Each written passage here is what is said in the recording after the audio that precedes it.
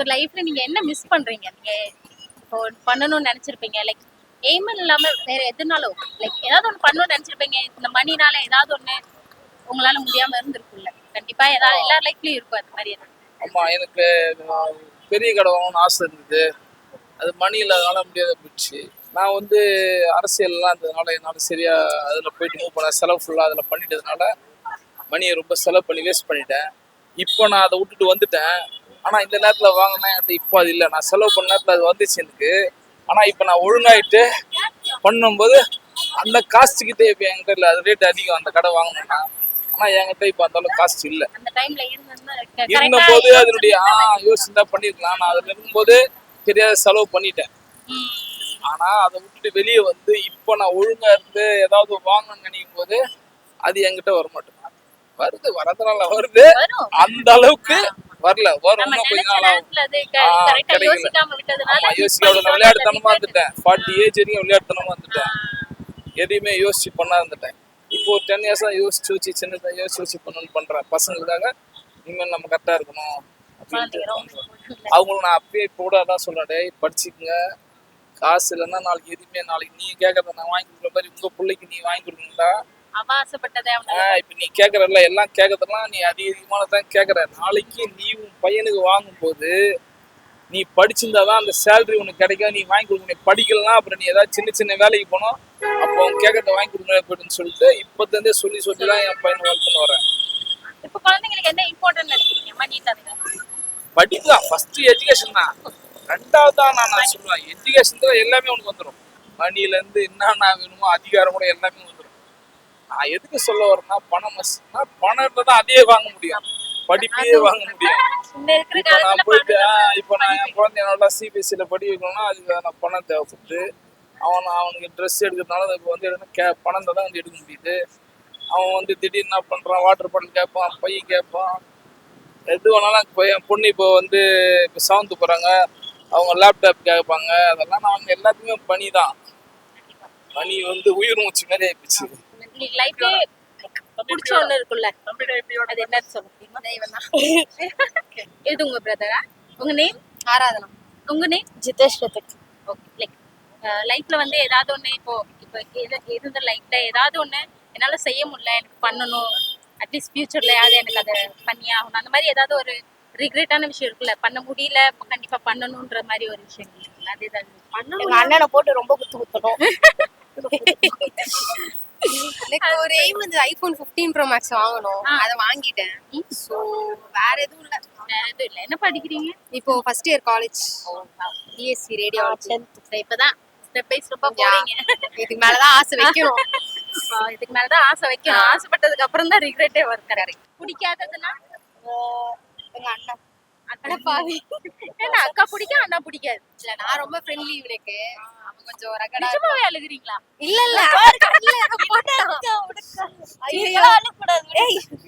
நீங்க லைஃப்ல ரிக்ரெட் பண்ற ஒரு விஷயம் இல்ல, லைக் இதை பண்ணிருக்கணும், அந்த நேரத்துல நான் மிஸ் பண்ணிட்டே பண்ண முடியாம, நான் இன்னும் இப்பவும் ஃபீல் பண்றேன், அது பண்ணிருக்கலாம், இனிமே சான்ஸ் கிடைச்சா நான் கண்டிப்பா பண்றேன், அந்த மாதிரி ஒரு விஷயம் இருக்குல்ல ஏதாவது? அவ்வளவு சீக்கிரம் யாரையும் நம்ப கூடாதுன்னு நான் நினைக்கிறேன். நான் வந்து ஒரு டக்குன்னு அட்டாச்மெண்ட் ஆயிடுவேன். யாருன்னா ஒருத்தவங்க ஒரு 2 நிமிஷம் என்கிட்ட பேசி ஒரு நல்ல ஒரு ஹோப் கொடுத்துட்டாங்கன்னா ஓகே இவங்க வந்து ஒரு நம்பிக்கையான பர்சன் அப்படின்னு சொல்லிட்டு டக்குன்னு ஒருத்தவங்க மேல ஹோப் வச்சிடறோம். அந்த ஹோப் வந்துட்டு டக்குன்னு வைக்க கூடாதுன்னு நான் வந்து நினைக்கிறேன்.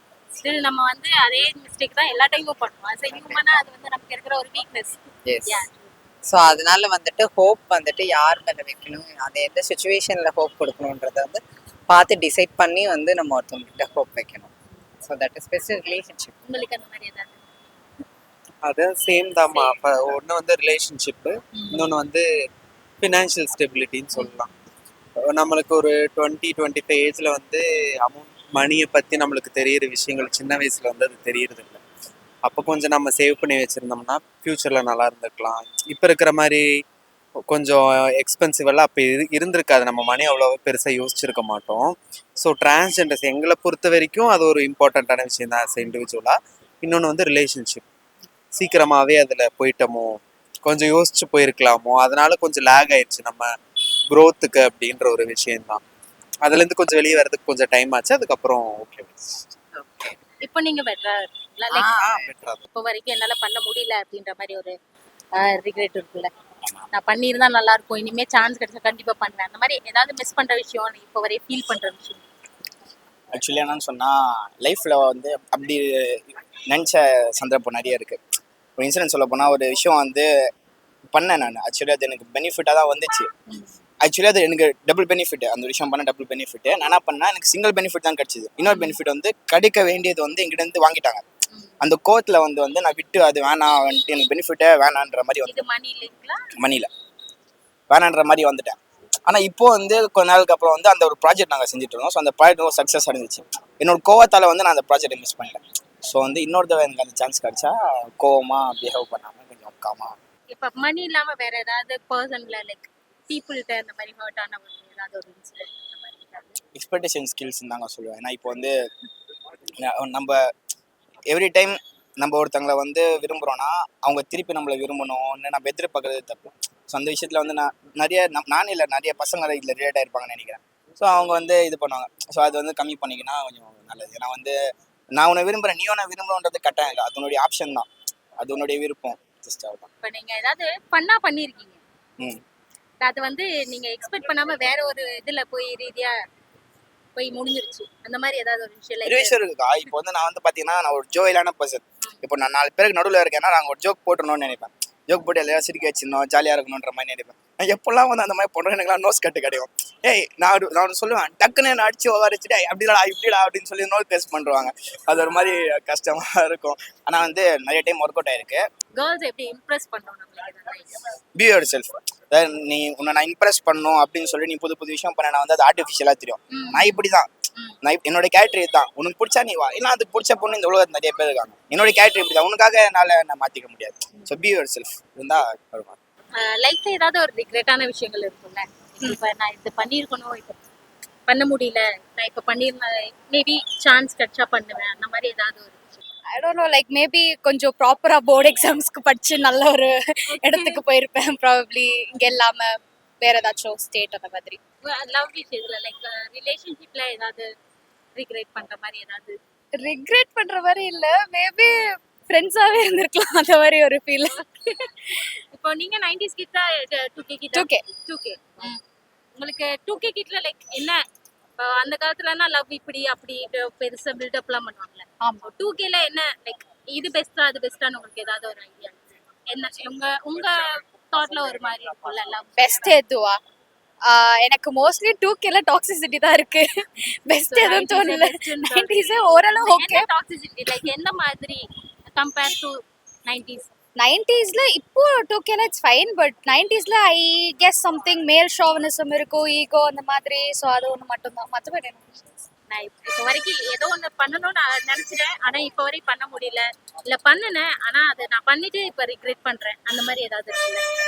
நான் என் ஃப்ரெண்ட்ஸ் கூட கொஞ்ச நாள் பேசல, மேபி ஐம் ரிகார்டிங் தான், but now we are like friends again. ஒரு ஃபன்னுக்காக ஃப்ரெண்டு கிண்டல் பண்ணி அது ஏதோ ஒரு நான் ஒன்று நினைச்சேன் பட் ஏதோ ஒன்று நடந்துச்சு, அந்த மாதிரி இல்லை? Yeah, அப்படி நிறைய வாட்டி நடந்திருக்கு. லைக் நாங்க Like ஃபன் ஏதாவது வேலை ஒரு பண்ணுவோம், incident? But they take it in a very serious way. But அது நிறைய வாட்டி நடந்திருக்கு. லைக் ஸ்பெசிஃபிக்கா எதுவும் இல்லை. ஓகே, என்ன பண்ணணும்னு நினைக்கிறீங்க லைஃப்ல? லைஃப்ல நான் யூனி முடிச்சுட்டு job, of course something on finance or marketing side. உங்களை பொறுத்தவரையும் லைக் இப்போ நீங்க காலேஜ் தான், பட் ஸ்டில் மணி எவ்வளோ இம்பார்ட்டன்ட் குழந்தைங்களுக்கே தெரியலாம். அந்த மாதிரி ஏதாவது ஒரு மணி எவ்வளோ லைஃப்ல தேவை, எவ்வளோ உங்க லைஃப்ல என்ன எவ்வளோ important? Money is important, but நம்ம பிடிச்ச வேலை செஞ்சா that's more important. So like the thing we do that we love is more important than money. இந்த மாதிரி ஒரு ஐடியல் பர்சன் தான் எனக்கு வேணும், லைக் எனக்கு இந்த மாதிரி சேலரி இருக்க பர்சன் வேணும். லைக் சேலரி இம்பார்ட்டன்டா இல்ல அவங்களோட பிஹேவியர்ஸ் அந்த மாதிரி Behaviors, like money எந்த மாதிரி comes and உங்களோட goes. எக்ஸ்பெக்டேஷன் இருக்குல்ல? Money வந்துட்டு போகும், but a person's behavior So, வந்துட்டு உங்களுக்கு போகாது. எந்த மாதிரி எக்ஸ்பெக்டேஷன் இருக்குன்றது தெரிஞ்சுக்கலாமா?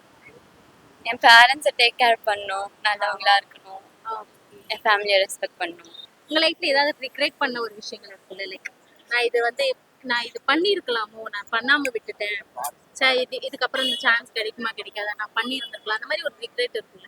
என் ஃப்ரெண்ட்ஸ் இருக்குல்ல, ஸோ நான் 2 years ஹாஸ்டலில் இருந்தேன். ஸோ எல்லாம் ஓகே. ஒரு ஃப்ரெண்டுக்கு எனக்கும் ஆகாது. ஸோ அவள் என்னை விட பெஸ்ட்டாக இருக்கணும்னு நினைப்பான். நான் விட்டு கொடுத்துட்டேன்.